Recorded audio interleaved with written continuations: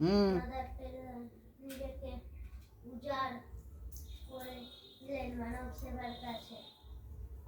মাদারের অক্লান্ত স্বভাবতে মুগ্ধ হলেন সমগ্র বিশ্ববাসী। মাদার টেরেসা পেলেন বহু পুরস্কার।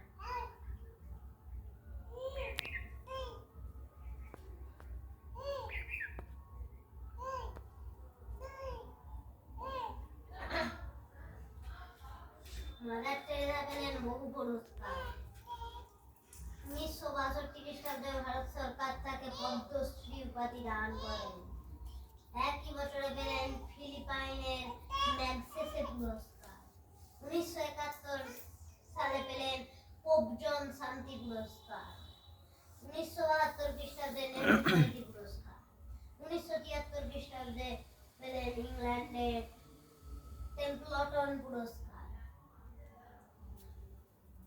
1979 খ্রিস্টাব্দে পেলেন নোবেল শান্তি পুরস্কার।